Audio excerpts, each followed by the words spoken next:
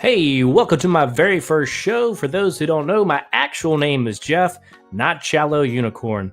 But anyways, I chose that name mainly because I felt it was a little bit unique, but it also gave me a little bit of freedom in the topics, whether it be on YouTube or this recording right now, of what I can do with it versus having gadget or tech or whatever you want in that. But yes, my main focus with this will probably be tech stuff. But doing audio is a bit easier. You can, just sit back or get in your car, drive, and put it on and not have to look at your screen, which is also probably going to be safer for you. So that's that.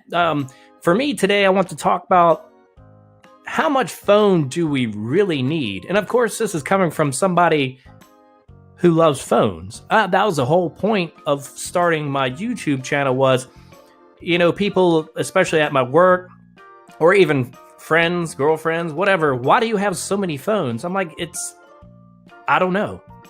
It's like having the latest and greatest or what might make my life easier. It's hard to say why I have what I have, but I do. And I started the channel because of that, to help other people possibly make a decision, not to tell them what to buy, which is what some people will try and do. Hey, don't buy this phone.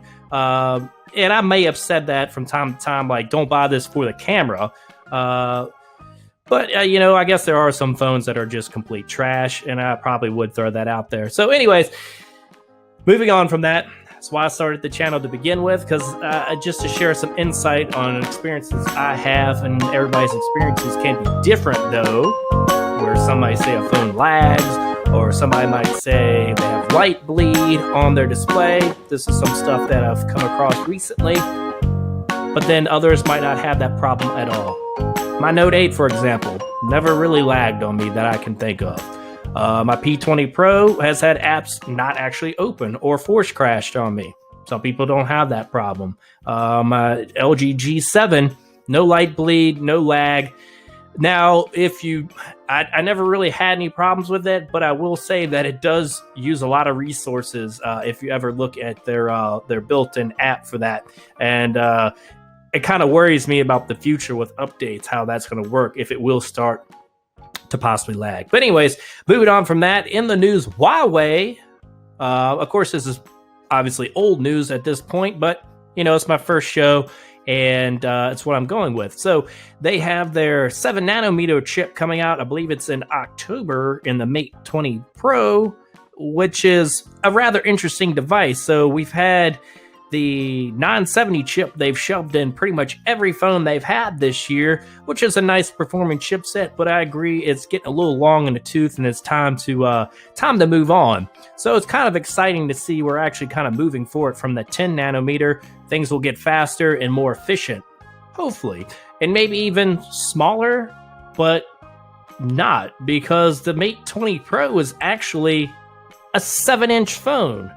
The screen is 7 inches, and I just don't know how I feel about that. Yes, I realize they've jammed a fairly large battery in there, but other manufacturers have done it, and also in phones that were not premium. So I don't know if that's really necessary. I just feel like it definitely would be obviously a phablet, or more like a tablet first, phone second at that size, because will that even fit in your pocket?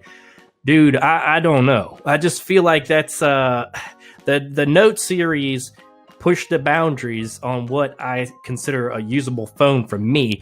Now, I'm only 5'7", so I'm not what I guess most would say a very large guy, so I don't have the largest hands. Kobe Bryant, what's the other one? LeBron James, that's it. He's a big guy. He might not have a problem at all with that. He'd be like, that's like me using the iPhone, was it 7 or 8? The little tiny, that's like the same thing for him, using something of that size. So, but for me, that just, it's an extremely large phone. And obviously in the US or the States, you can't really get that unless you import it.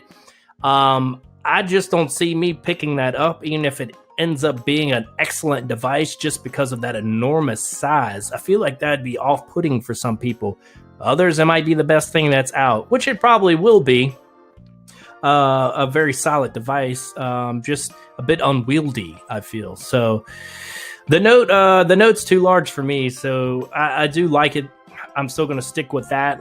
Some might call me a Samsung Knight or a fanboy, but I mean, it's kind of a melting pot, or they throw everything in but the kitchen sink, or they throw everything in and the kitchen sink. I think that's actually how it is, and it just has everything I really look for in a phone. 1440p, which you can tell the difference, especially with some of these flagship killer phones with their 1080p low-grade displays versus, say, a more premium 1080p. There's differences there, from the get-go, and then you jump into somebody, say, like Samsung, who makes their own panels that just makes amazing displays.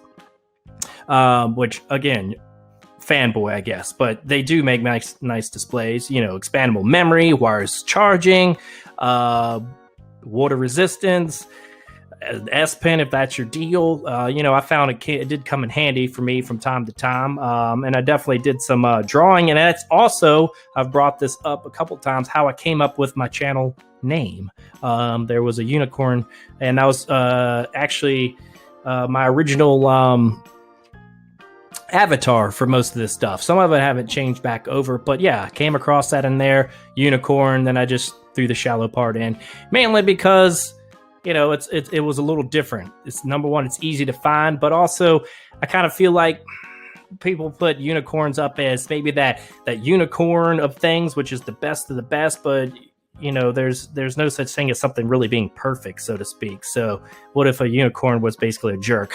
And that's kind of where, anyways, I'm just rambling on at this point, but that's kind of where I was going with that you can find a fault in anything. I'm not saying that you should look for it, but nothing's perfect. So that's it for now. That is the question, though.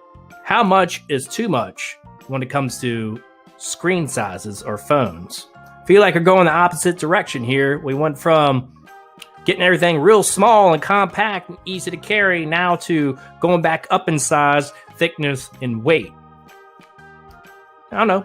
Leave me a message. You can find me on Twitter, Shallow Unicorn. Obviously, you can send me a message on here too. Hope you liked it.